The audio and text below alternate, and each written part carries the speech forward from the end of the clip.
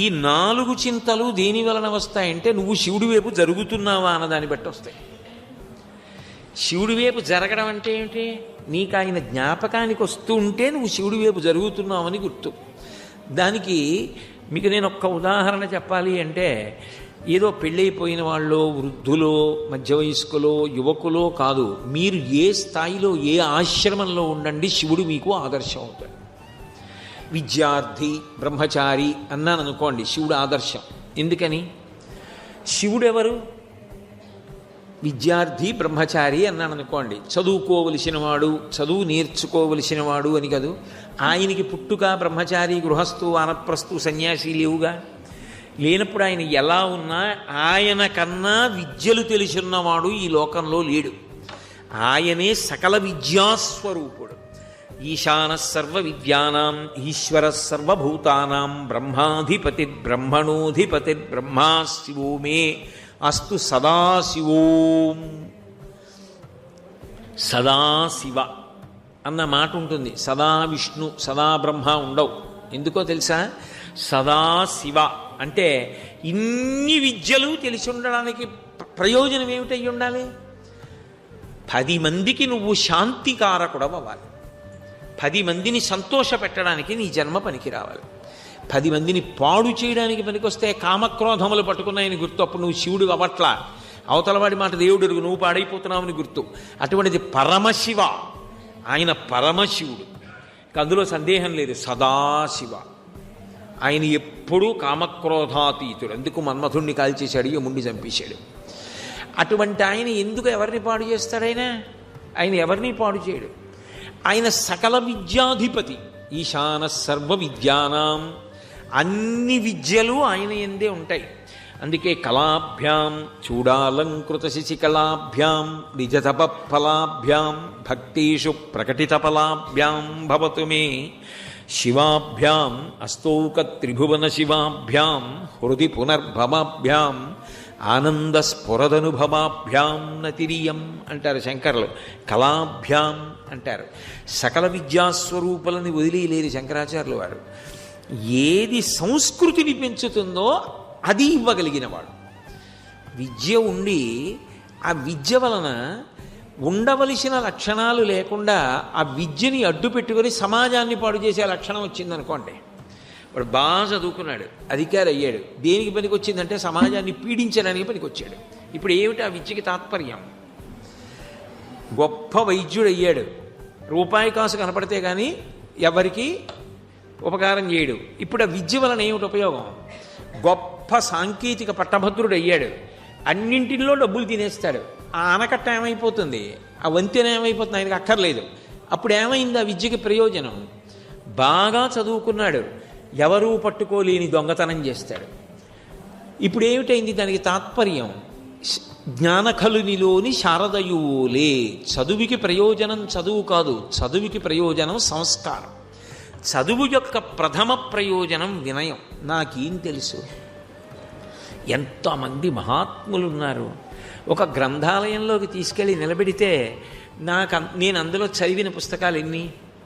ఒకవేళ చదివిన పుస్తకాలు ఉంటే అందులో అకస్మాత్తుగా ఒక పుట తీసి ఈ శ్లోకం ఎక్కడిది, ఈ శ్లోకం చెప్పండి మీరంటే నేను చెప్పగలనా? నాకేం తెలిసిన అహంకరించాలి? విద్యకి మొదటి లక్షణం ఏమిటంటే వినయం. నిజంగా చెప్పాలి అంటే విద్యావంతుడు అని ఎవరినంటారంటే, నాకు చాలా తెలియవు అని తెలుసుకున్నవాడెవరో ఆయన విద్యావంతుడు. అందుకే శంకరాచార్యుల వారు తనని తాను ఏమని పరిచయం చేసుకున్నారో తెలుసా? స్మృతౌ శాస్త్రౌ శకున కవిత గాన పండితౌ పురాణే మంత్రేవా శకున అని.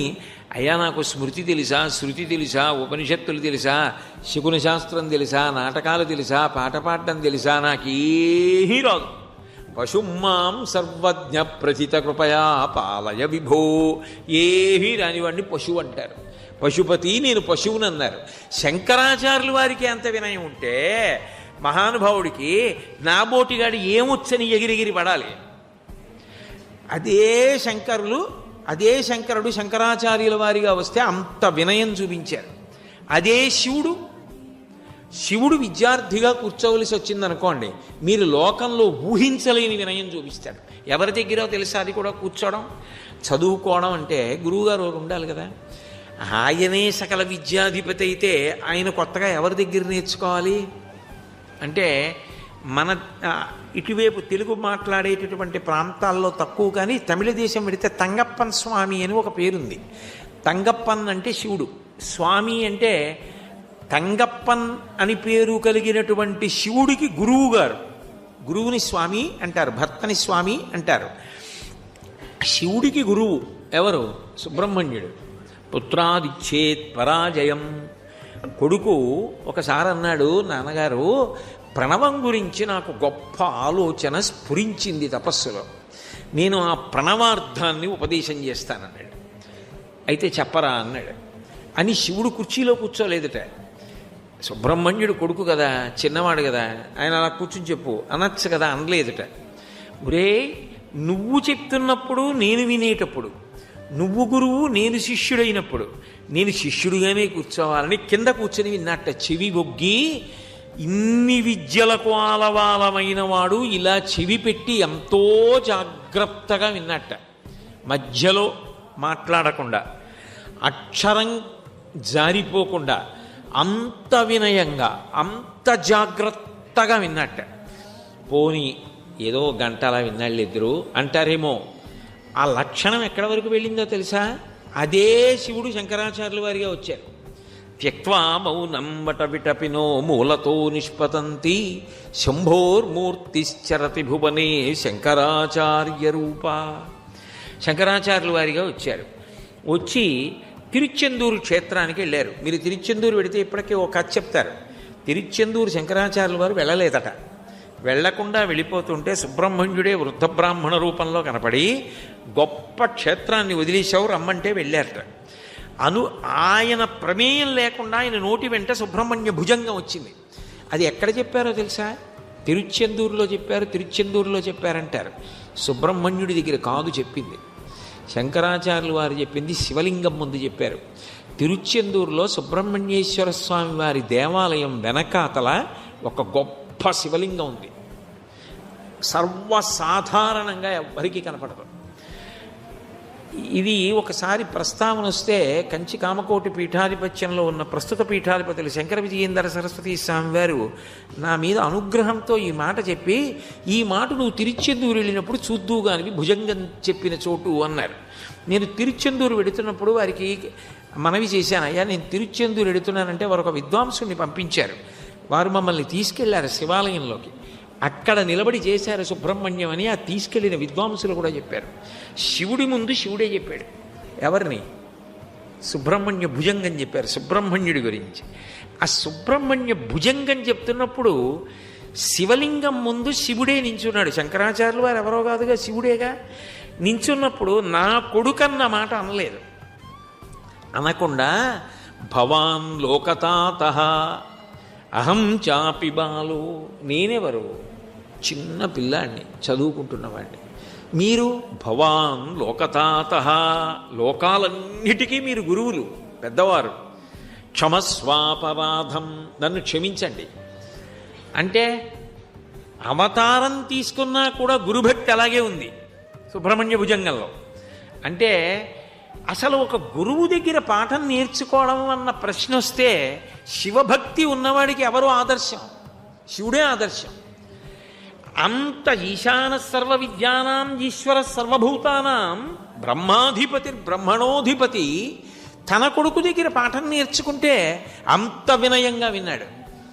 అవతారం మార్చి శంకరాచార్యుల వారిగా వచ్చాడు. జగద్గురు, లోకాలకన్నిటికీ జ్ఞానభిక్ష పెట్టడానికి, వేదధర్మాన్ని నిలబెట్టడానికి వచ్చారు. అటువంటి అవతారంలో కూడా మళ్ళీ సుబ్రహ్మణ్యుడి గురించి మాట్లాడితే భవాన్ లోకతాతః, మీరు లోకానికి అంతటికీ పెద్ద, నేనెంతటి వాడిని. క్షమస్వాపరాధం, గురువుల దగ్గర చెప్తారు, అయ్యా నా అపరాధములు మన్నించండి అంటారు. గురువు ఒకటి, భగవంతుడు ఒకటి కాదు, గురువే భగవంతుడు, భగవంతుడే గురువు. అందుకే భవాన్ లోకతాతః క్షమస్వాపరాధం, నా యొక్క అపరాధములన్నీ క్షమించండి అన్నారు. అంతేగాని గురువుగారి దగ్గరికి వెళ్ళి గురువుగారు ఇచ్చేశానండి, గురువుగారు ఇచ్చేశానండి, అదే ఆ గురువుగారి దగ్గర మాట్లాడే తీరు. హనుమ ఎలా మాట్లాడతారు సుందరకాండలో? ఒక్క ఎక్కువ మాట మాట్లాడరు రాముడి దగ్గర. అందుకే ఆజ్ఞాపాలక హనుమ అని గురువుగారి దగ్గర ఇలా వింటారంతే. గురువుగారి దగ్గరికి వెళ్ళి నీ చేశానేమిటి, గురువుగారి దగ్గరికి వెళ్ళి నీ చేశాననరో. గురువుగారి దగ్గరికి వెళ్ళి గురువుగారు నా తప్పులు క్షమించండి అంటారు. ఎందుకంటే చేసేటప్పుడు ఎక్కడైనా నీ చేశానన్న భావంతో చేశానేమో గురువుగారు, చేయించింది మీరు లోపలుండి అది మరిచిపోయి నీ చేశానన్న భావం నాకు వచ్చిందేమో క్షమించండి అని ముందు మాట ఏమంటారంటే గురువుగారు నన్ను మన్నించండి అని మీరు చెప్పిన పని మీ అనుగ్రహంతో పూర్తయింది అంటారు. అది శివుడిగా సుబ్రహ్మణ్యుడి దగ్గర పాఠం విన్నవాడు శంకరాచార్యుల వారిగా తిరుచెందూరులో స్తోత్రం చేస్తే క్షమస్వాపరాధం భవాన్ లోకతాత. ఏమి శిష్యుడండి? శివభక్తి అన్న మాటకు అర్థం ఏంటి? ప్రదక్షిణం చేశాను, ఇలా నమస్కారాలు పెట్టాను కాదు, జీవితంలోకి అన్వయం అవుతోందని గుర్తు. వాడు శివుడైపోతున్నాడని గుర్తు. అప్పుడు ఏమవుతాడు? ఒక గురువుని చూశాడు అనుకోండి, ఇక అంతకన్నా గొప్పవాడు ఈ లోకంలో నాకు లేడు. ఒక కొడుకు దగ్గర పాఠం నేర్చుకుంటే శివుడు అలా అంటే, మరి మీరు పాఠం నేర్చుకుంటే, నేను పాఠం నేర్చుకుంటే, మీరంటే పెద్దలు అన్నీ తెలుసున్నవారు. నా బోటిగాడు గురువుగారి ముందుకు వెళ్ళినప్పుడు ఎలా ఉండాలి, ఎంత జాగ్రత్తగా ఉండాలి? ముందు గురువుకి క్షమాపణ చెప్పి కదువు చెయ్యాలి. ఏది చేసినా గురువు కనపడ్డారు అనేటప్పటికీ ముందు చెయ్యవలసింది గురుపాదోదకం శిరసి నిక్షిప్య, గురువుగారి కాళ్ళు కడిగి తల మీద చల్లుకోవాలి. అది మనకి ఉద్ధరణ హేతువు, సమస్త పాపములను తీసేస్తుంది. అది మహానుభావుడు శివుడు చేశాడు, ఆ వినయం చూపించాడు. ఎందుకంటే గురు శిష్యులు అంటే వినీతుడు వినేయుడు అని పేర్లు. గురువు దగ్గరికి వెళ్ళేటప్పటికి ఇలా తగ్గిపోతాట, లఘు అయిపోతాట. నేనెంతటి వాడినని, ఎంత చిన్నవాడైపోవాలో అంత చిన్నవాడైపోతాడు కాబట్టి లఘు. ఇంతకన్నా పెద్దవాడు లేడంటే అట్ట ఆయన గురువు. కాబట్టి శివుడు అలా ఉన్నాడు, నేను అలా ఉండాలి కదా. మా గురువుగారి దగ్గరికి వెళ్ళినప్పుడు అలా ఉండాలి కదా, మా గురువుగారిని తలుచుకుంటే అలా ఉండాలి కదా. ఆయన అవతారం మార్చిన అంత వినయంగా ఉన్నారు కదా. నేర్చుకున్న దాన్ని అలా అన్వయం చేసి లోకం కోసం బ్రతికాడు కదా. నేను కూడా అలా ఉండాలి కదా. నేను చదువుకున్న చదువు వల్ల నేను నేర్చుకున్నది ఏమైనా ఉంటే దానివల్ల నాకు వినయం రావాలి కదా. వినయంతో నేను అలా నడవాలి కదా. గురువుల పేరు చెప్పేటప్పటికి వంగిపోవాలి కదా. గురువు భక్తి లేని జీవితం గుడ్డి జీవితం కదా. ఇప్పుడు ఆదర్శం ఎవరయ్యారు? శివుడయ్యారు.